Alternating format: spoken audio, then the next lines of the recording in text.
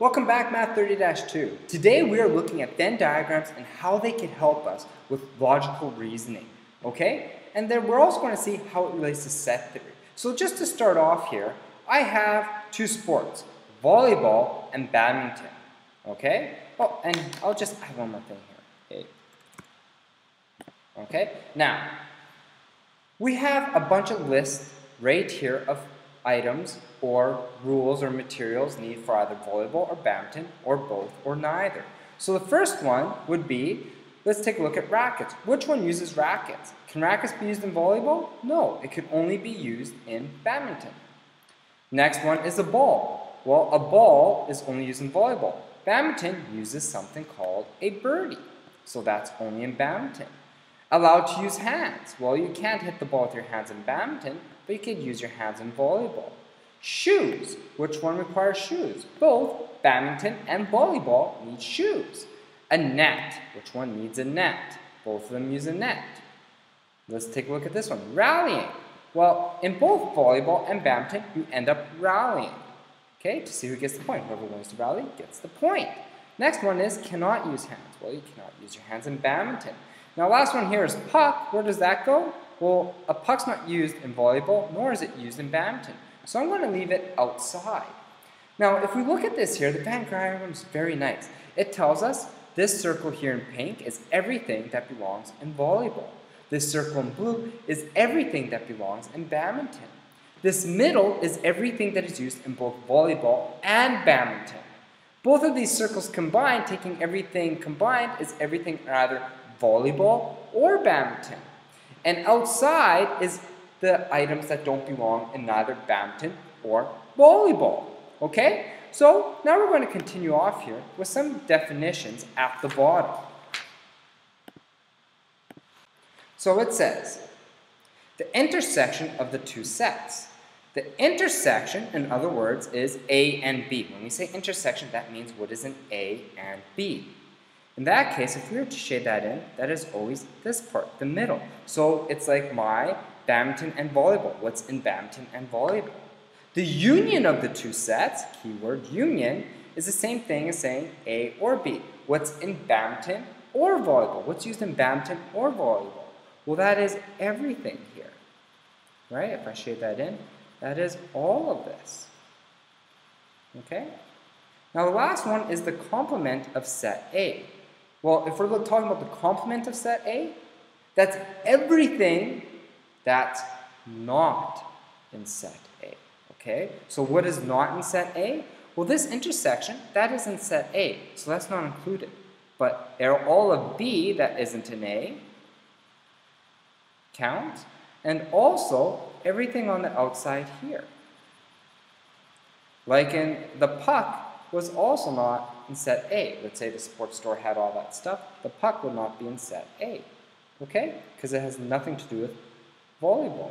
But the nets and stuff and shoes, well, that's part of volleyball, so that's not part of our complement, okay? The complement is everything else that's not there, all right? Okay, let's take a look here at the next page. It says, it says, consider the following two sets. We have A, which is natural numbers less than 20 and divisible by 3, and B, natural numbers less than 20 and divisible by 5. In each of the following Venn diagrams, lightly shade the region that represents the given set. So, for the first one here, it wants us to know. It's asking us, it says A. So what is the region of A? Or the number of elements in A. So the region of A is all of this. That is all of set A. And it says the number of elements or number of things in set A, we call them elements. It's a fancy word for things. We have 1, 2, 3, 4, 5, 6. There are 6 of them. Okay? Now the next one here, it says shade set B. So let's shade set B. There's set B. Okay? So if I was to fill that out, this here is just B, and we want to know the number of elements in B. Well, B is shaded, and the number of elements in B is equal to, there are 1, 2, 3. There are only 3 of them. Okay? Next one is shade set not A. So that means the complement of A. Everything that is not A, we want to shade.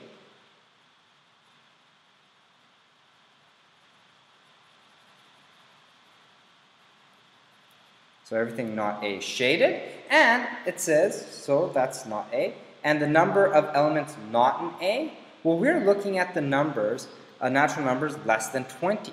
So there's 19 numbers less than 20. 6 are in A, so there should be 13 not in A. But let's count to double check. We have 1, 2, 3, 4, 5, 6, 7, 8, 9, 10, 11, 12, 13. 13. There we go. Next one here says shade everything that's not in B, the complement of B. So let's shade everything that's not in B. And we're almost done. There we go, that's all shaded. Everything not in B is shaded. So that's my set, not B. And what else do we have here? How many are there not in? We have 3. So I'm going to say that's 16 since there's 19. The number of elements not in B is equal to 16, okay, because there's 19 elements altogether. The next one here says, shade the intersection of A and B. So that is that right there, that's the intersection of A and B, okay? So how many elements are in A and B? There's only 1, 15. Next one says shade A or B. Well, that's everything. That's everything in A or B. So how many do I have here? That is A or B. Well, what is that the same as? We want the number of elements in A or union, same thing, union B. Well, we have 1, 2, 3, 4, 5, 6, 7, 8. There's only 8. Well, if I look at this, if I added these together, or we have 9. There's one that's counted twice, we have to take that away. Another way, we're going to go 6 plus 3 is 9 and take away the middle, which is 8. Okay? Let's continue looking here. We have our next one. It says, shade what is not A and in B. Okay? What is not in A, but must be in B. Okay? So if it's not in A and must be in B, that's only this here. Okay? So that is not A and in B. So we have, if I was to write that in, that is the number. And that's going to be equal to 2. Okay? Now the next one says here, the union, what is in A or not in B? So A or not in B. So first of all, we want everything in A because this is or. And then it says not in B. Also cannot be in B. Everything else that's not in B. So it could be in A or not B. So that's all of this on the outside. So this is in A or not B. So that's the number of elements in A or not B. Okay?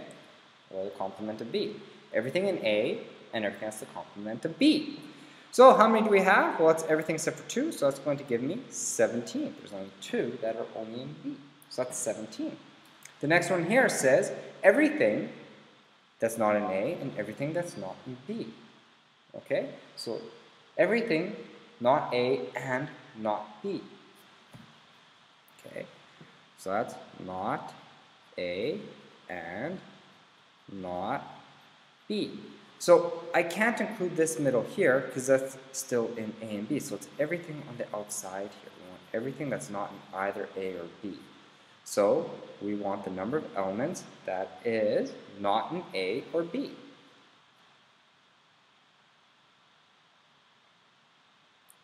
Not in A and B. So that's all the elements not in A and not in B.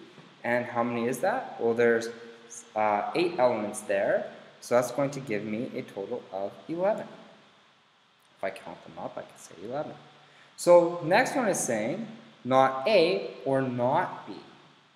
So the only thing I could have if it's an A and B, right? Because not A or not B.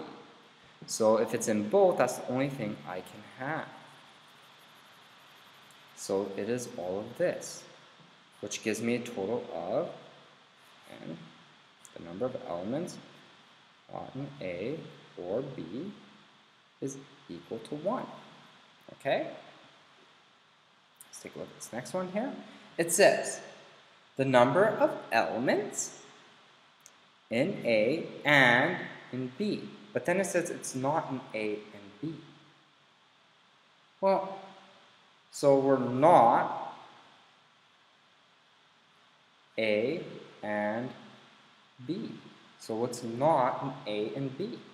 That's kind of the same thing as what we did before here. Oops, that should be 18. What we did before, because it was everything except for the one in the middle. So it's the same thing. This here is essentially the same thing as that. Because it wants everything that's not in both A and B. So it's everything except for this circle, which gives me the number of elements of, oops, I have to erase that, I accidentally put that down wrong. Put that right there, is equal to 18. So now this next one says not in A or not in B. So it's everything that's not in A or not in B. So that's everything on the outside, because it cannot be in A or B, right? So how many is that? Well, there's 8 there, that's going to give me 9.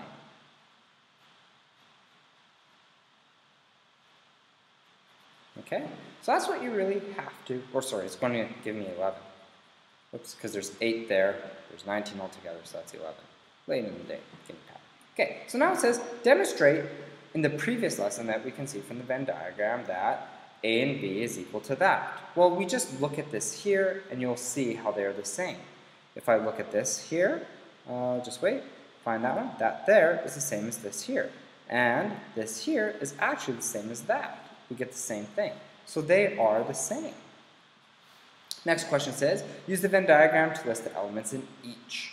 Okay, so first one says we want P. Okay, so what is all in P? Well, we have 2, 9, 8.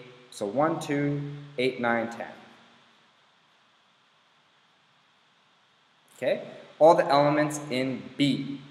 Okay, so or all the elements in Q. That is 1, 7, 10, 29.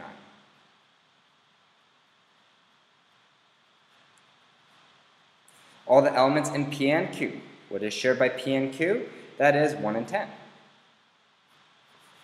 All the elements in P or Q. Well, that's everything here. So we have 1, 2, and we have 1, 2, 7, 8, 9, 10, 29.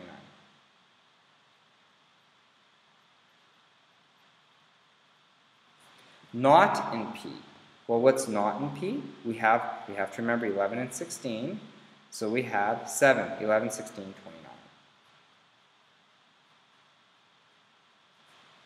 And not in Q. Well, that's everything else. That's not in Q. So that's 2, 9, or 2, 8, 9, 11, and 16.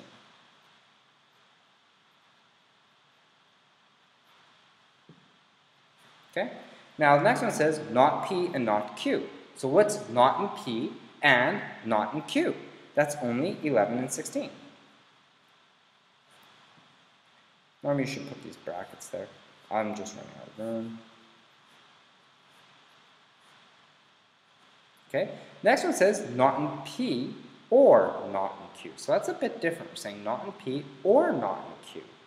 So for this one here, I'm going to have everything that's not in P or not in Q.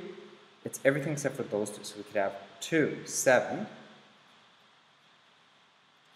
8, 9. It's everything besides this middle. 8, 9, 11, 16, and 29. Because this is saying not in P or not in Q. So it could, if it's only in P, it's still not in Q. So that still counts because it's an or. If it's only in Q, it can still be in P, so it counts because of the or. So it can't be in both. That's the only thing we can't have are those in the middle. Next one says not P or Q. Oh, well, this is still 11 and 16. Okay. Next one says not P and Q. So it's not both. Well, that's the same as the top here.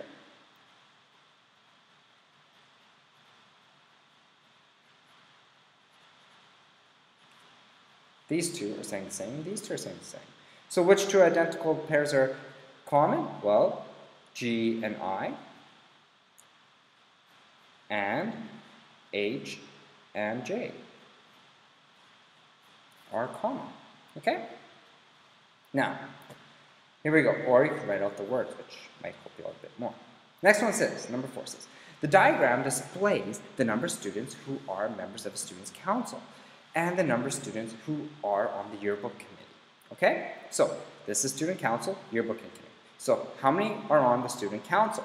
Well, we have 12, and then 3 that are on both student council and yearbook committee, so that gives me a total of 15. Okay, so how many students are there? Now it says, on both student council and yearbook committee. Well, that's 3 that are on both only. On the yearbook committee, but not on student council. So yearbook committee only is 7. On the student's council or yearbook committee. Well here, we just have this here. We have to add this here. So we have 12 and 7. Okay? And then we also have these 3 there. So that's 12 plus 7 plus 3. Because we also have to include those overlap. Which gives me a total of 22. Alright? Next one says, in a homeroom of 20 students, 15 take math, 12 take social, and 10 take math and social. So show this information in a Venn diagram. How many students take neither math nor social? Okay, so let's make my Venn diagram. Now, it says we have 20 students. 15 take math, 12 take social, and 10 take math and social. So what I like to do is always start from the most specific first. So math and social is 10. Whoops. So we have 10 students taking math and social. So now, for the rest of this, we can only have a max of 10 other students, because otherwise we're too big. So if 10 take that, so then how many take math? How many take only math? Well, for this one, I'm going to have to go 10 or 15, subtract 10, which will give me a total of 5. Okay? So 15 subtract 10, which gives me a total of 5. For this next one here, we want to know how many students take social. That's going to have to be 12, subtract 10, which will give me a total of 2. That's how I get that one. Okay, so 12 subtract 10 to give me a total of 2. And that's it. So how many students take neither math nor social? Altogether we have 5, 10, and 2, which gives me 17. So that means there are 3 students that take none.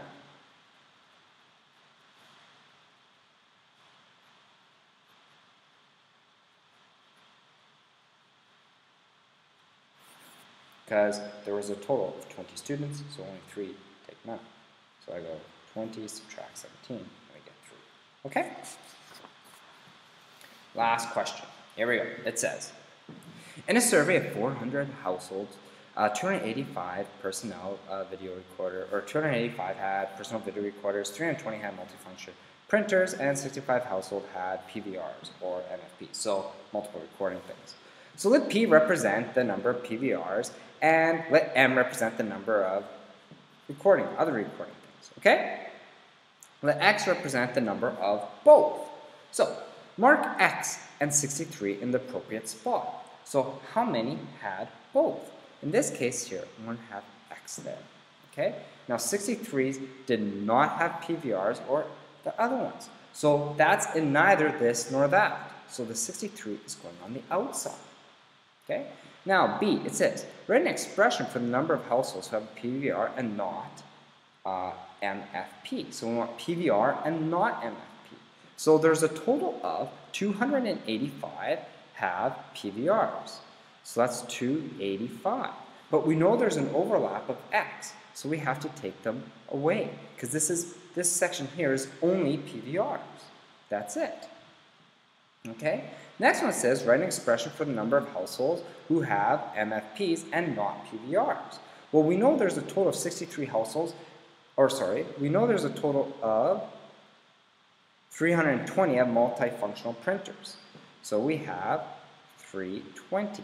And we have to subtract my x, because it wants only those. Okay? And that's it. Now, from the equation in x, determine the number of households who have both of everything. So we know there's a total of 400, right? 400 must equal to 63, the amount of outside, plus 285 minus x. Okay, because that's the amount of printers only, plus x, which is the amount of people with both, plus 320 minus x. Okay, if I solve this, I'm going to end up getting, right here, I'm going to end up getting 668. I combine all these numbers together, and subtract x is equal to 400. So now, solving for x, I'm going to get x is equal to 268. So 268 will have both. And that's how I solve that. I hope you understand this. Good luck as I talk to you tomorrow on how to solve this.